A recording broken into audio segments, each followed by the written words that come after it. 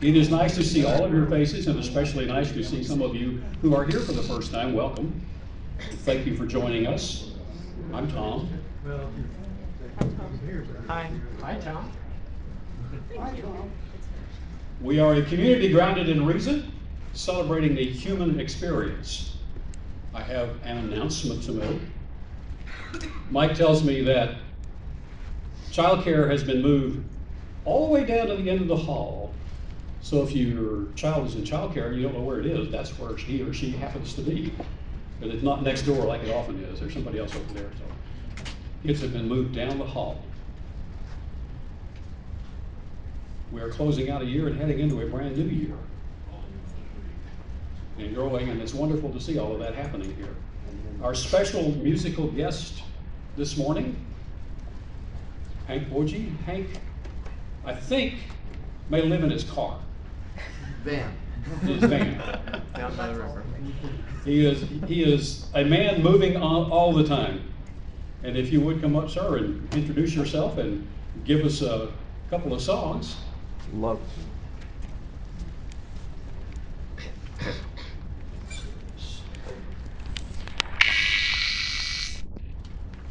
So anyway, I used to live here. That's how I know TC and everybody else here. I moved down here from Manhattan in, I feel like I'm like in an AA meeting or something.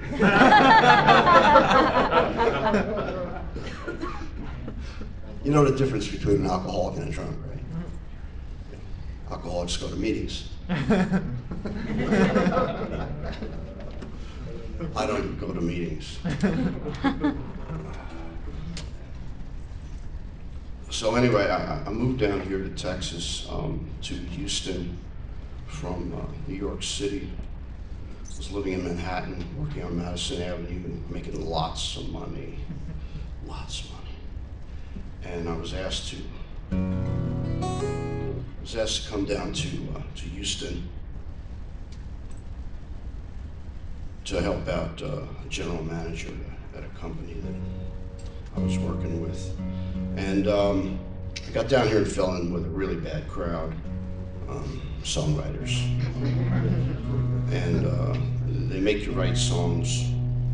And I was not a songwriter, I was a musician. I toured and played bass in bands all over the Jersey Shore and the Northeast, but I never was really a songwriter. And so fell in with this crowd, TC included, and started writing songs. And the next thing I know, I'm doing records and all that good stuff.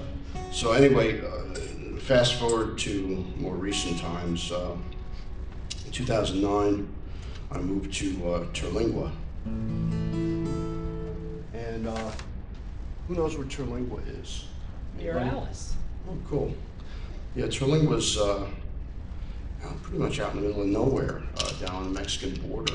I've been down there now since 2009. But I pretty much, I was saying earlier, I'm pretty much homeless. I live out of my van a lot. I house sit down in Terlingua, and I have keys to about a half a dozen houses around the country. And it's true. A lot of friends, they just say, here's the key. You know, I'm not gonna keep leaving a key out for you. I don't know when you're coming or going. So anyway, so that's where I am now, and I'm just on my way back from Florida, visiting my parents for the holidays. So anyway, I thought this would be a good song to kind of open up with. I was talking to Mike about this yesterday.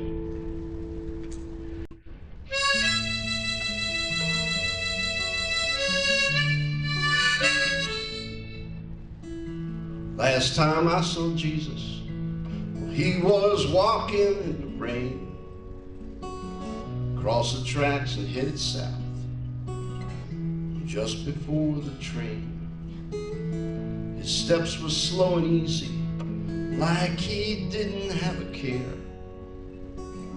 He wasn't in no hurry to be going anywhere.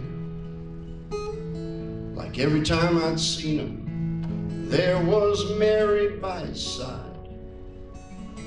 He was her one and only true love. In him she did confide. She was just a working girl. No one understood. She stuck by him through thick and thin, and he knew she always would. Some say he was a prophet, and some say he was a king. Some say he was a son of God, some say he's no such thing. Left us all a mystery, yet to be explained. But the last time I saw Jesus, he was walking in the rain. Last time I saw Jesus, a crowd of people stopped and stared. Most seemed to look right through him, like he just wasn't even there. Some thought he looked familiar, but they didn't know his name. The rest were all too busy seeking fortune in their game. So many true believers, yet so few who understand all the things he said and did. Oh, try the best they can, 'cause heaven is right here on earth. It's just a state of mind, and in the end we all go home. No one gets left behind. Some say he was a prophet, and some say he was a king. Some say he was a son of God, some say he's no such thing. He left us all a mystery, yet to be explained. But the last time I saw Jesus, he was walking in the rain.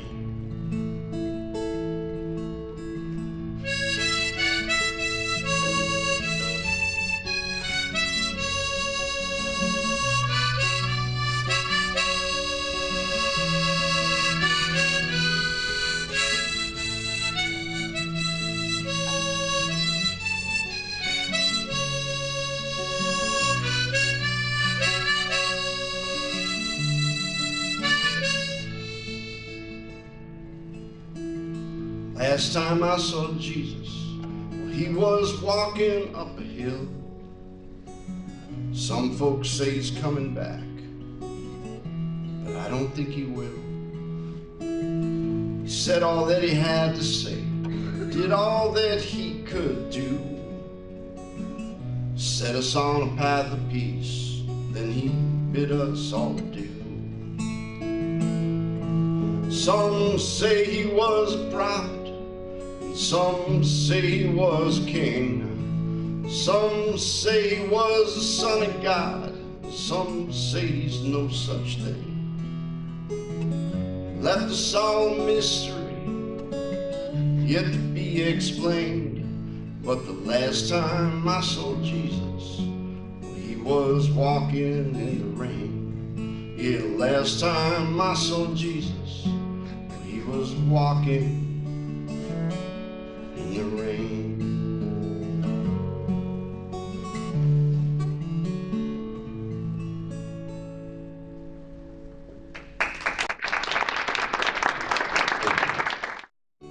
So anyway, yeah, I was raised a Roman Catholic, and I kind of sorted that out pretty quick. Especially, I was thinking about the other night because I knew I was going to play this, and I think what really kind of the light bulb went off was when they changed from the Latin Mass to the Lingua Franca Mass. And I thought, oh, it's marketing. And it's all about recruiting. It's all about money and power. And I thought, oh, wait, all religion is about money and power. Wow. And that was kind of a turning point. Anyway, I'll just do one more and move on here. I grew up in New Jersey, and we went through even though I've been living in Texas now about 12 years, and I just really love it here. Obviously, I'm still here. But my heart is still with Jersey, with the Jersey Shore where I grew up. And we had a little storm up there, and it was kind of harrowing for me because there were a lot of people I was out of touch with for some of them up to 2 weeks. I had no word, didn't know what happened. People, friends of mine, eventually lost houses, and nobody was hurt, so that was good. But when I first moved to Houston, I always go back to Jersey in August for a visit. I gotta throw my body in the Atlantic Ocean and things. So this is a little love song I wrote, and I'll send this one out to my folks back in Jersey, because they're still going through hell.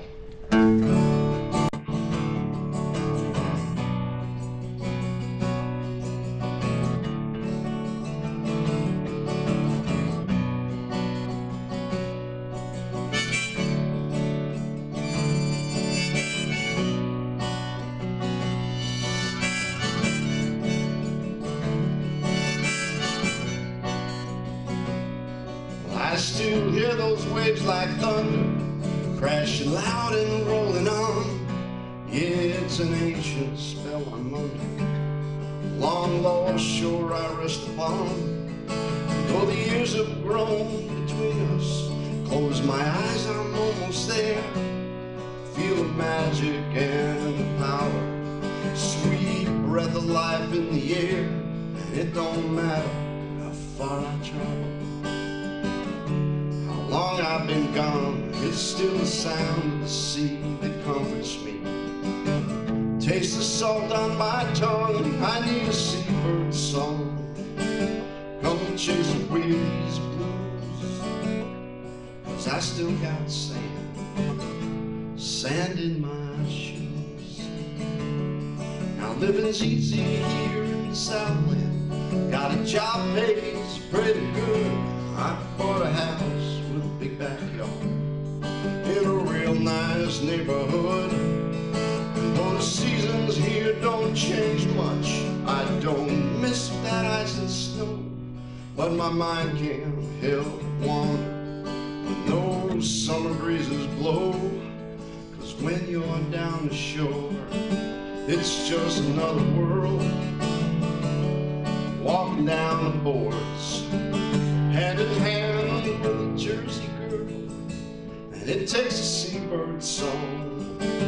Come chase these landlocked blues, 'cause I still got sand, sand in my shoes. Painted ponies jump and dance, children to their mother's claim. Schoolgirls yearn for sweet romance, young boys reach for golden rings. Life's a spinning wheel of chance, drop your quarters, watch them shine. As dreams once lost in circumstance await the spark, set the world afire.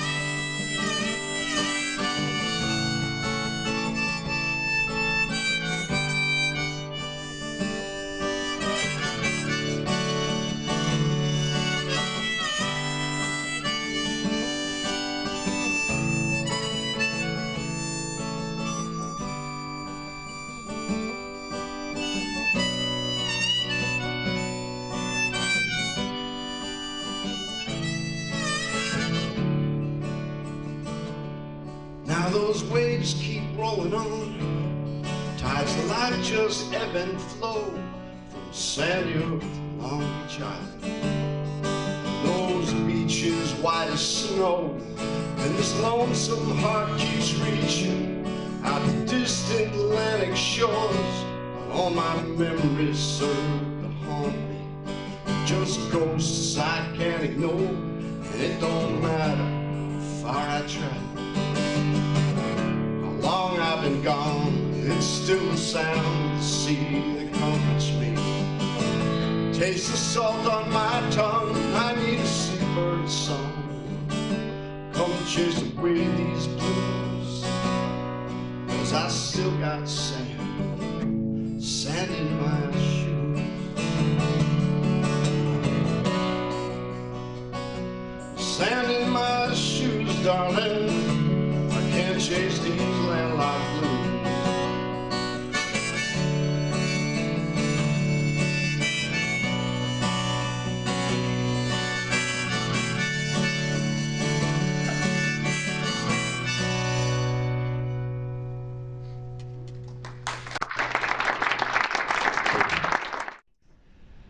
Good to see you all. We have a lot of our folks are on the road today, and just thank you all for showing up during the middle of the holiday season. It's good to be with you. We've got a few new faces out there, so in a little bit, make sure everybody gets a good reading. This is the point in our time together where we do what we call a community moment. Someone from our community shares sometimes like an insight they've learned, something about their journey to reason, or and today we have our very own Kana, who always has something thought-provoking for us to chew on. So I'm going to bring him up. Okay. I've done a number of short presentations for secular groups in Houston, and You might be able to hear you. better? Yes. Okay, and the presentations are either shameless, which means I just read something that somebody else wrote, or they're serendipitous, which means I find something and I say, I gotta tell my friends about this. So, anybody here know about Dr. Carlton Pearson? Mike does, yeah. I call Dr. Pearson Mike Ouse Light. Does he know that? He will.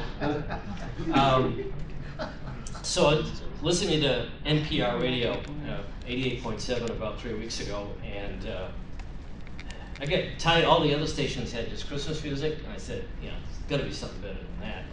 So NPR had this interview and biographical information about this Dr. Carlton Pearson, and I said, well, I got to tell my friends about him. Parts of this may make you a little uncomfortable. It's not my goal. This is informational, thought-provoking, perhaps. So this is about the rise and fall of Dr. Carlton Pearson. So, let's see.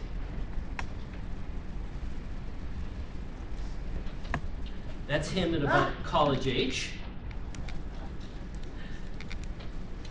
So, he was born in 1953, mentored by Oral Roberts at Oral Roberts University, licensed and ordained in the Church of God in Christ, which you probably know is ultra conservative. Really conservative. Then he formed the Higher Dimensions Evangelistic Center, second largest church in Tulsa, as many as 6,000 multiracial members and weekly offerings of $50,000. They were doing pretty well. He also sang and recorded some albums. Then he was ordained as a bishop in 1997. All's going pretty well for Dr. Pearson. Then things kind of changed. He had a moment. Watched a TV show about the genocide in Rwanda, and he said publicly that he doubted the existence of hell as a place of eternal torment. Said that hell is created on earth by human depravity and behavior. So, based on that, he created a new doctrine. You should probably look at my notes, huh?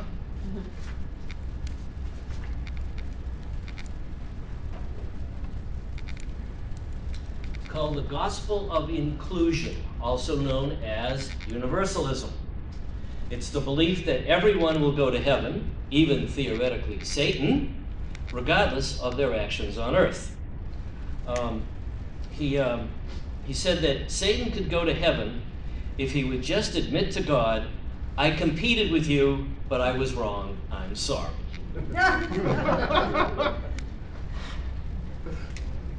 So, this was his book. So, kind of probably didn't go over real well, huh? He also announced that he could support abortion in extreme cases, that homosexuality should be tolerated but not celebrated, and that he had second thoughts about whether one needed Jesus to accept Jesus to be saved.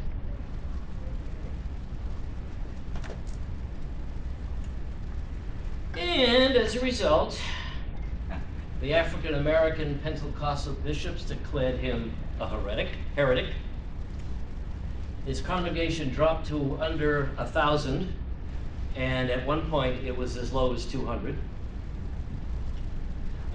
The church lost its building to foreclosure because the $50,000 kind of dropped to next to nothing. He couldn't pay the mortgage.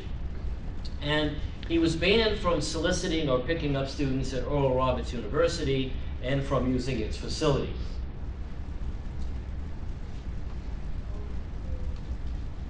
This is Dr. Piercer now. He still has a church. He's using borrowed space in the Episcopal Church in Tulsa, but his congregation is growing. As I mentioned, it went to about as low as 200. It's now back to about 1,000. Again, multiracial.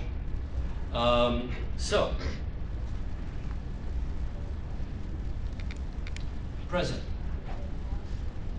He is recognized as a voice of reason and moderation in a world of extremes. Carlton Pearson has made a choice to move away from the exclusiveness of the religious traditions he was raised in and adopt a more embracing, affirming, welcoming, and inclusive approach to faith.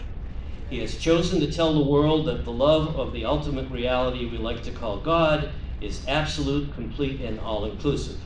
His message boldly declares that God wants and indeed equals relationships with all of humanity, Jews, Hindus, Muslims, gays, the spiritual, unresolved, and any other groups which have been considered unfit and unacceptable or have been marginalized by the Christian church at large.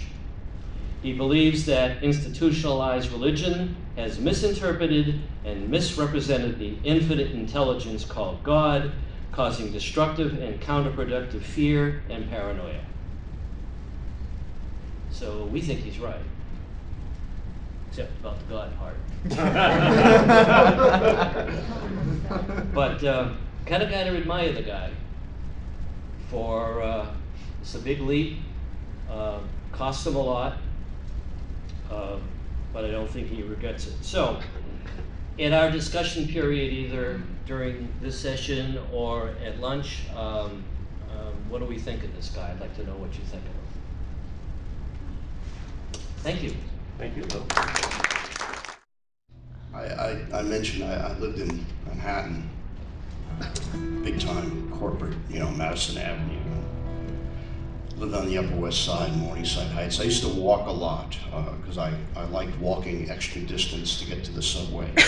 So I walked about 50 blocks a day, and there's a whole different reality. It's like the reality from flying in a jet plane and looking and seeing cars this big to being in a car or in a train and seeing things closer. But when you're actually on the ground walking slowly and you get to see life as it really is at a slower pace, something we've kind of lost track of. One of the things that became painfully obvious to me was the amount of homelessness in New York City.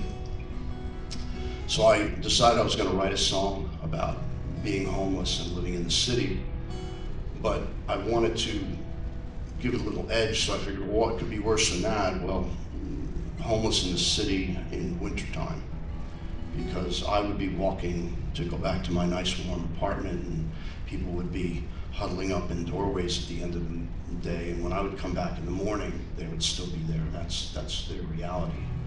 And I thought the only thing worse than that would be to be homeless in New York City at Christmas time, to watch this celebration of wealth and excess and pseudo-religion, and to have to deal with all of that. So this is my take on that.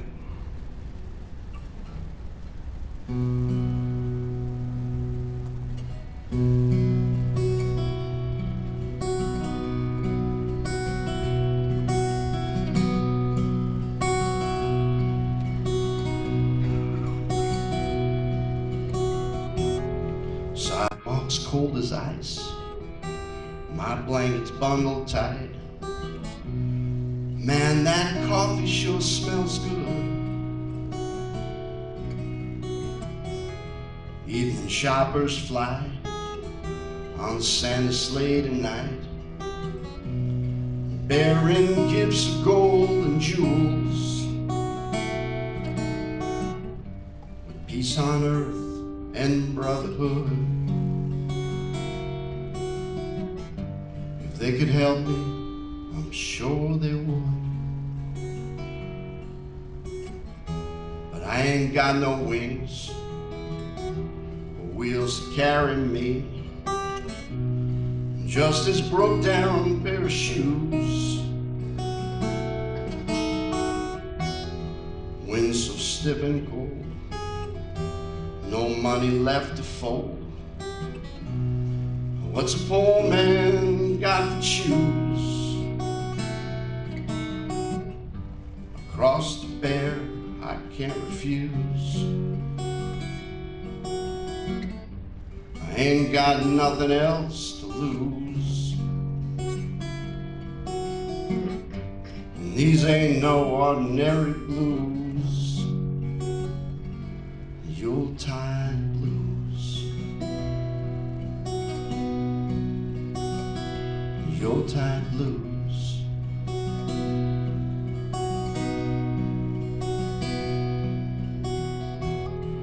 Pocket full of change, buy a pint of grace, takes me where I need to go. I feel their eyes on me, I wonder who they see, judging what they sure don't know. But this is all I got to show. So take a look, there ain't no more. There's turkey stew at 5, down on the mission line. I told Reverend John I'd lend a hand,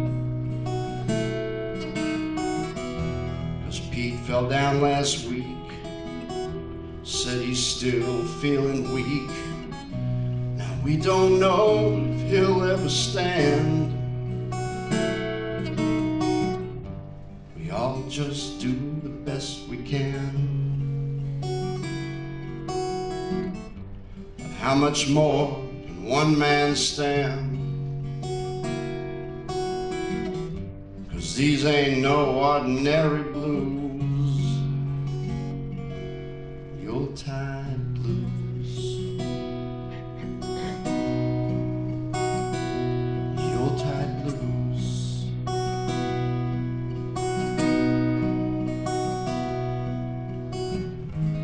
Once I had a friend from Morningside. Well, she used to come round here sometimes. We'd go find a place where we could smile. We always had us a time. The cops moved Bobby Lynch from on the 12th Street Bridge. He said, you know, it just ain't right. Me, I got my usual spot, back behind the Stop and Shop. Must be sure to keep out of sight.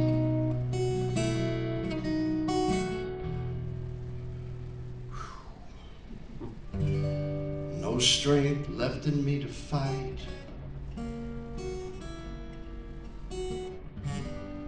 On this cold and silent night. 'Cause these ain't no ordinary blues. Yuletide blues. Yuletide blues.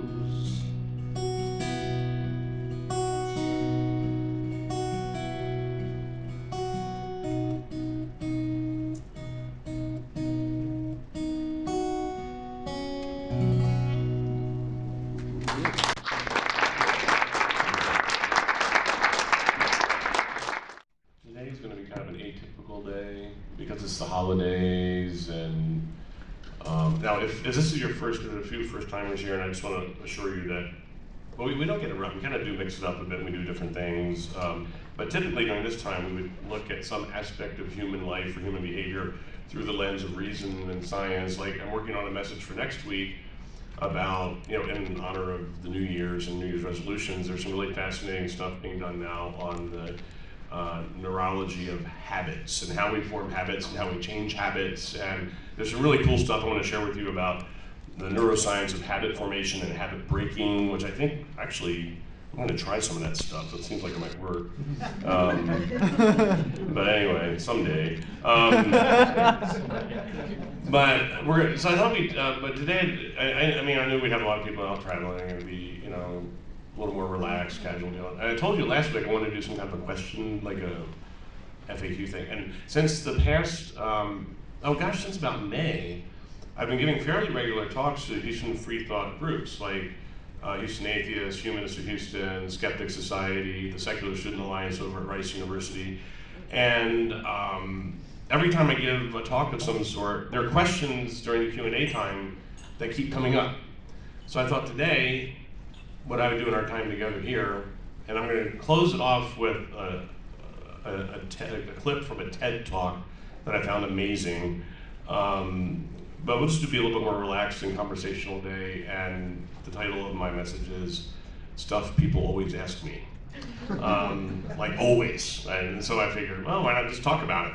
And then if you guys have any questions, I like to make it conversational. If you have questions about what we're doing here, where we're going, or questions about things that we've talked about in the past few months. In fact, I kind of put it out there last week, so I guess I should start by saying, does anyone have a question that you're just like chomping at the bit to ask? I didn't think so. Okay. Okay, random thoughts. Well, one question I always get asked. This was asked to me at a get-together the other night by somebody who said, when you look back at your years you spent in ministry and the years you spent preparing for ministry, I spent, after college, 4 years preparing to be a pastor in seminary, which is 4 years after undergraduate work. They said, do you regret it? All the time spent purveying, mythology, and I once took an entire course on the Trinity. And look back on it now, it's like, oh my gosh, this is, it's all made up, and yet there was a whole course on stuff that was made up. It's just amazing. But no, do I regret it? Absolutely not. Number one, I think regret is one of the most useless, counterproductive human emotions there possibly can be. You spend your life living in regret, you're spinning your wheels, and you don't get anywhere. And I honestly think that almost all of us on any given day, at any given time, are simply doing the best with the tools nature has given us. We're just doing what we can. And we're all on a learning curve. My learning curve has been very long. Some of you learned very quickly early on, but we're all on a learning curve. Could the learning curve have been accelerated? I've often asked that. And I just think, who knows? There's too many factors at work.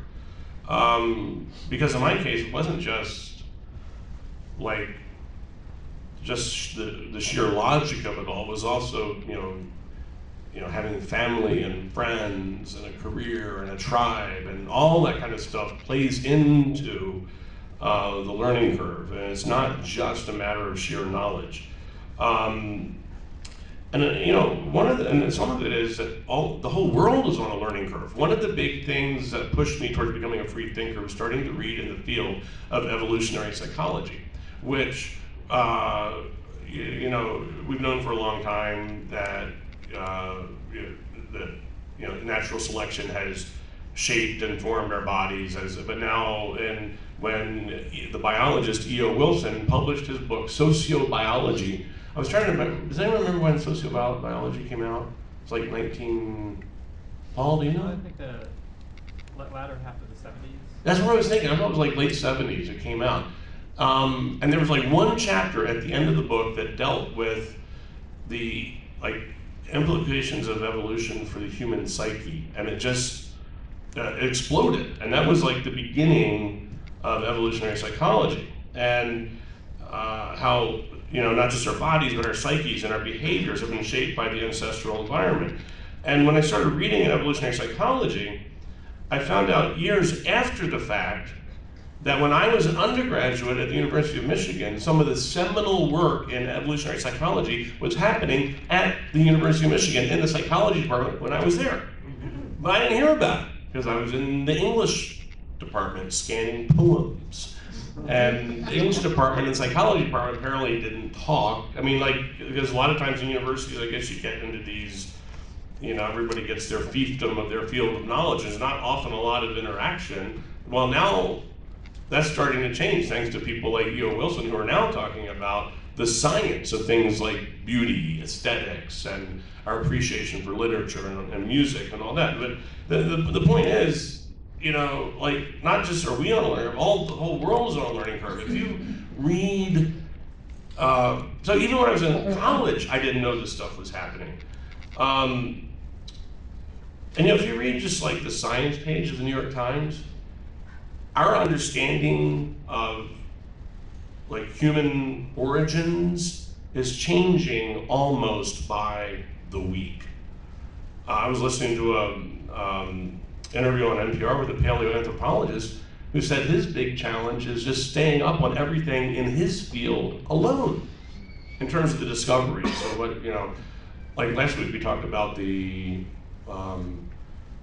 what do we call it, the bioarchaeology of care, you know, like by looking at skeletal remains, trying to figure out how people cared for, you know, extremely disabled members of Stone Age tribes. And so there's so much learning that's happening so quickly, and it takes time to digest it and get it all together. And I think, you know, you just can't go back. If I had known then, back then, in my undergraduate days, or even before seminary, what I knew now, would I have gone to become a pastor? Probably not. But the thing is, it's a moot point. And the whole experience has got me interested in the topic of why things happen the way they do. And another message we're going to do in sometime in January is about the web of causation. And we're going to look at the topic of free will, which a lot of neurologists and philosophers actually think doesn't really exist. I hate to break it to you. Well, I'm not going to break the bad news today. Actually, it's not all that bad, because it turns out that free will, the illusion that we have free will, was an evolutionary adaptation. So go ahead and pretend like you have free will and don't let it mess with your life this week, because we don't know the difference. Okay. Another question people ask me all the time. What is it like now that you've given up the metaphysical plane of religion? Are there things that you miss? Not really. I do not miss talking to God. He never got back with me anyway. And it dawned on me that, and this happened even kind of towards the tail end of my life in the world of belief, was that it was really starting to bother me that I don't think I would want to take time, I don't think I would want a creator, God, to take the time to talk to little old me until he handled a lot of other things in the world that needed taking care of. And it started to strike me as a little bit egocentric to expect that my problems were somehow pressing for him. When I read in the paper yesterday that 650 million people in India do not have toilets today, more than twice the population of the United States today, and for most of their lives will not have toilets. Okay, that's a big problem on many, many levels.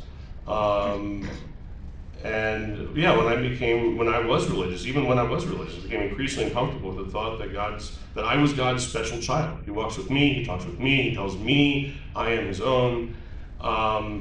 And I came to wonder if that was even helpful from like a mental health standpoint, to think that you were that special. Now, here's another burden that has been lifted by moving away from dogmas and metaphysics, is the whole area of theodicy, which is justifying God in the face of evil and suffering in the world. When you are a pastor, it is the #1 question that people ask, bar none. If there is a loving God, or if there is this great master plan, then why does such and such happen? You hear that again and again and again, and you ask that again and again and again. After a suicide, after a horrific car wreck that leaves somebody maimed or dead, after the death of overdose by an addict, after the death of a young child who succumbed to some kind of horrible childhood disease. And that's what people want to know. Where is God in this, and how can a loving God let something like this happen? Almost all of pastoral ministry boils down to that one question. And it's something that was a huge burden, and I used every answer in the book. Like, well, you know, he's mysterious, you know, or, you know, you can't really appreciate, you know, goodness and beauty if you didn't have like a little dark side thing going on there. I mean, just ran out all the possible answers you could think of that have been used umpteen numbers of times, and it really just dawned on me that none of this works. It makes, the stuff I was saying made no sense whatsoever. And so now I don't have to struggle with that anymore. And it's like a huge burden. Did you ever feel tempted to call it theidiocy? Theidiocy.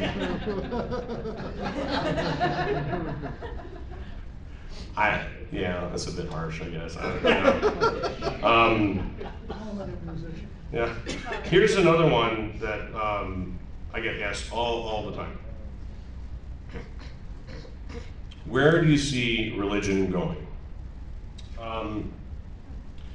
I was watching a TED Talk by Dan Dennett, the philosopher, who is one of the people who is responsible for me being here today. I mean, like, he's not my dad or anything. I don't know, like, not existentially, but I mean, like, here in this, anyway. Just cleared that up, you know. But he says, you know, religion has changed more in the past 100 years than it changed in the previous 1,000. And that it will change more in the next 20 years than it's changed in the previous 100. And I think he's absolutely right on with that. And Pew Research Center says that the nuns, non-affiliated, no religious affiliation, has grown from 15% of the population to 20% of the population in the past 5 years. That's among people under the age of 25, it's like 30% have no religious affiliation whatsoever. Worship attendance has been on a steady decline in mainline denominations for more than 30 years, and now it's hitting even the so-called strong and growing evangelical groups. The Southern Baptist Convention has registered membership declines for the past more than 5 years now, I believe. So where I see it going is, as we become better educated, as more people are exposed to science, the mystical claims of religion will become more problematic. I think the US is becoming more like Western Europe, which I always kind of thought would happen. I didn't think it would happen this quickly. And this is the amazing thing, is the pace of change is astonishing. But in that TED Talk, the title of the talk and now I'm thinking it may not have been TED, it may have been something else that Dan Dennett was doing, but it was, the title was, "What is going to take religion's place?" And he's one of the four horsemen of the apocalypse, and he's been one of the forefront critics of religion, and yet in this talk he lifts up all the good things that have been, how religion has enriched human experience. And he talks about hymn singing and community building, and he raised some questions that I think we're starting to grapple with now, we're grappling with here. There was an essay by a rabbi in the New York Times just a couple weeks ago where he's kind of saying, well, not so fast, religion's been around for thousands of years, rumors of its demise are exaggerated, and he went on in this kind of defense of religion, but the way he defended it was by talking about how it brings people together and it builds community and strengthens human bonds and relationships. And as I read his essay, it was like, yeah, it's all about, his defense was, it's all about community. He didn't make one claim about the existence of a God or supernatural beings or supernatural phenomenon. His defense was solely based on the power of human community. And that is definitely one tangible benefit to religion, because when it's working well, there's kind of a community that I have not experienced elsewhere except here. So there's a lot of discussion about what's going to take the place of religion. Then there was this article. Anyone see this in the New York Times yesterday? Shows priests comforting bereaved families up in Connecticut after one of the funerals from the shooting. And the headline is, "In a crisis, humanists seem absent." So take a look at it, it's still online. Donald passed it on to me yesterday. It's just a couple key paragraphs here. They're not paragraphs, it's a sentence. The illustration. This illustration of religious belief in action. Let's talk about the very obvious presence of Christian religious groups comforting the bereaved and so forth. Is an example at once so heartrending and so affirming, has left behind one prickly question: where are the humanists? At a time where the percentage of Americans without religious affiliation is growing rapidly, why did the nuns, as they are colloquially known, seem so absent? Now, I think we could kind of quibble with this too, but then another paragraph. Still, when it comes to the pastoral version of boots on the ground, a continuing presence in communities, a commitment to tactile rather than virtual engagement with people who are hurting, the example of Newtown shows how humanists continue to lag. That lag persists despite significant growth in the number of non-believers. Well, what are we going to do? This is one answer. One of the pioneer freethinkers in the country, this is a dear friend of mine, Margaret Downey, called me yesterday to check in on us. That's kind of like having the atheist Pope check in on you. I don't know. Margaret Downey heads the Free Thought Society in Philadelphia, and she's very well. I mean, she's huge. She has a Wikipedia article, so she must be important. But Margaret checked in to see how things were going here, and we talked about the article. And she says we have our work cut out for us. And this is one answer, and I think we want to start thinking. Maybe it's, we have a lot of projects going on now, including Camp Oasis, the alternative to Bible school next summer, including Smart Recovery, which will be kicking off in February, the secular, not 12-step. Oh, did you hear? I read this the other day. You know why Bill Wilson back in the 1930s made it 12 steps? For the 12 apostles. I did not realize that. There's no scientific basis for needing 12 steps. I always wondered, there's a lot of redundancy in those steps. But anyway, just had to get to the number 12. Anyway, so we have a lot of projects like that going on, but it makes me wonder now, maybe we need to start thinking, this would be another topic for conversation over lunch, how would we respond if a Newtown-like shooting or a Aurora-like shooting like that happened? What would our response be as a community? I mean, let me say something. Oh, Tom, go ahead. I spent too many years in media. Sure. How do they know they're not there? Exactly. Yeah, I agree. We walk around with a cross hanging from our neck. Do they know we're there? We react just like every other human being on the face of the earth. Yeah. Well, I agree entirely. Yeah. However, I think communities like this can make a difference as we become a more visible presence. Yeah, definitely, we will. I'm not defending the guy. That was a biased article, obviously. Yeah. Sure. Okay. It's not unusual today. Jose, and then John. Yeah. We had some kind of presence on MSNBC. I think it was about 3 or 4 days ago. I don't know if anybody have heard of Chris Hedman. He's part of the humanist. I think he's interfaith chapel at Harvard, but he represents a humanist, non-theist, considers himself atheist. And he appeared on MSNBC and he talked about that, about why, actually he talked about why atheists and non-believers are blamed for something like what happened in Connecticut. And it was a different group, different other religious groups were present. And I don't know, I think there might be an example of a humanist present in a situation like Connecticut. And I don't know, I posted on my Facebook, I don't know your mind, so I can resend it to you. Okay. Yeah. Please, I'd like to see that. Yeah, it was I would like to see so that. long, Yeah. it's 2 interviews. Okay. It was very interesting. Okay. I'm kind of bummed because now like MSNBC talked about the free thought issue and they didn't ask me. They did mention Houston Oasis a few weeks ago on Crusaders. Actually, I know a couple of the guys at Harvard, and hey, this is on a typical Sunday, not a holiday Sunday. We are drawing more people every week than the Harvard humanist community is. No, anyway, so I'll never get that out of my system, the whole competitive thing. John, yes, yeah. I just wanted to interject that it's really presumptuous of the author to suggest that humans are not present.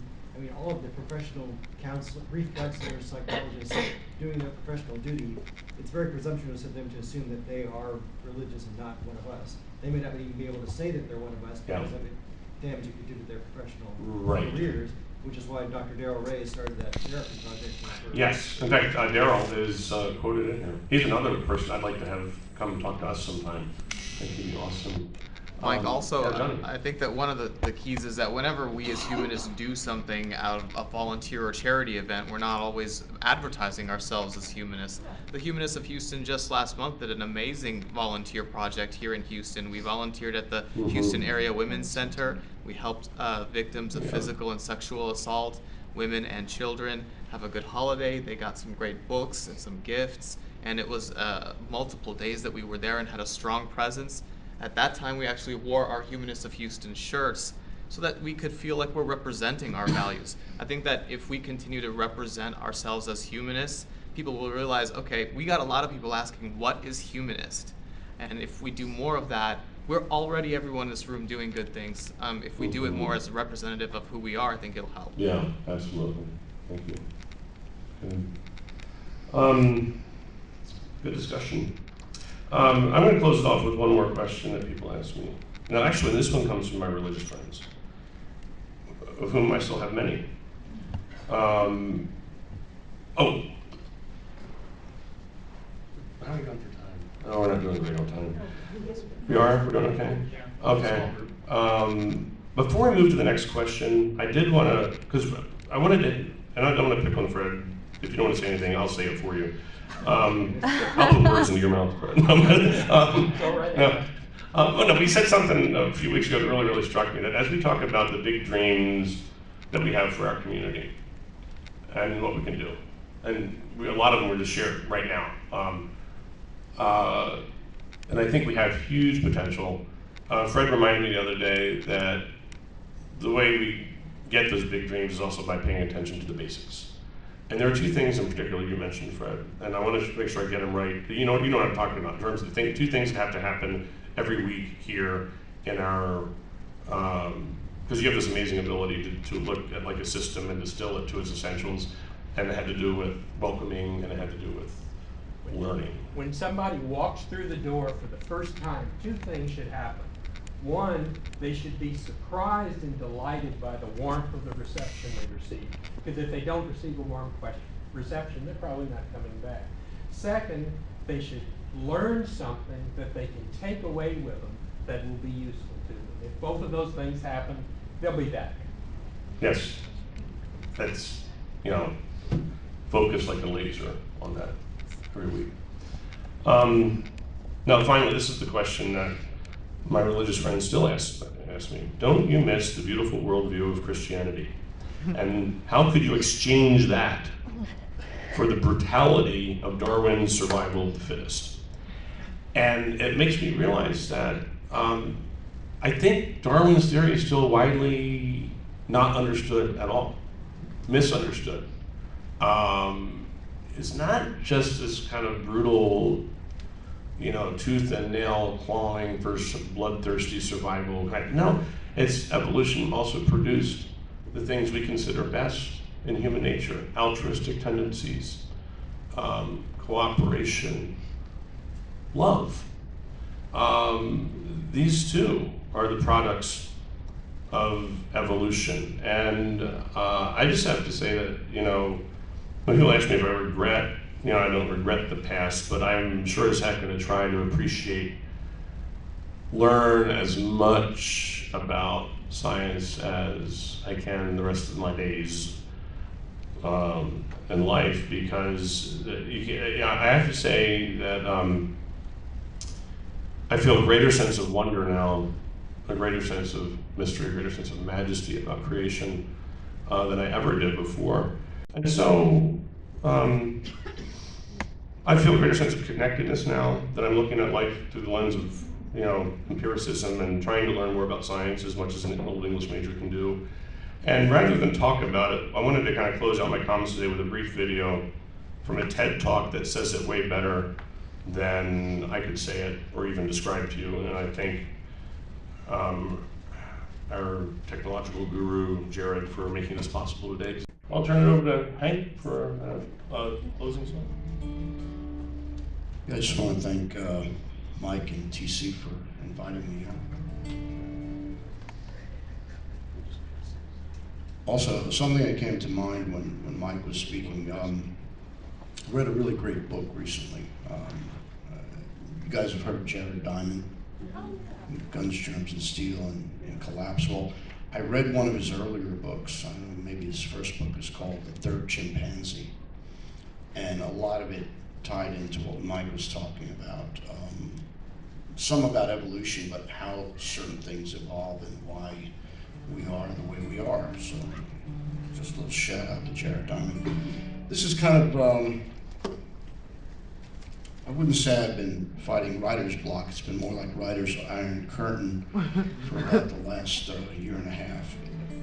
But this song kind of came to me. I spent a lot of time on the road, particularly, as they say in Spanish, bien en la noche, very deep in the night. So this is kind of like the way it is.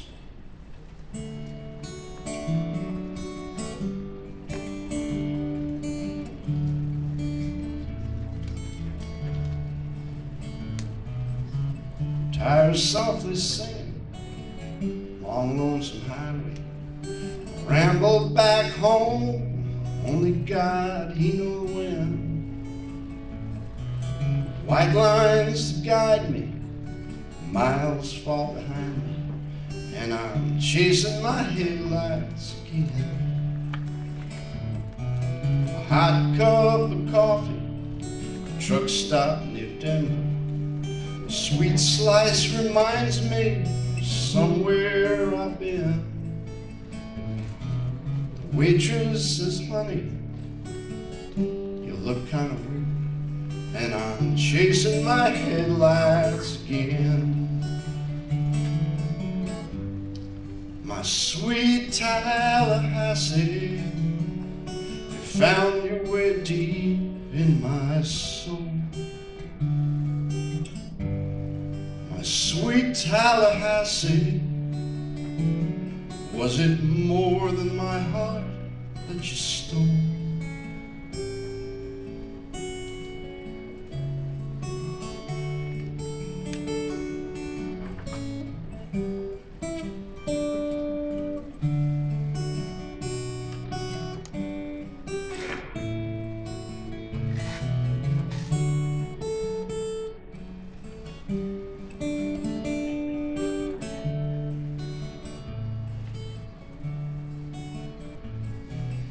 Good gig in Memphis, tip job singing. Felt just like dancing on the head of a pin. The bartender told me that song really touched me, and I'm chasing my headlights again. White lines guide me, miles fall behind me, and I'm chasing my headlights again. Chasing my headlights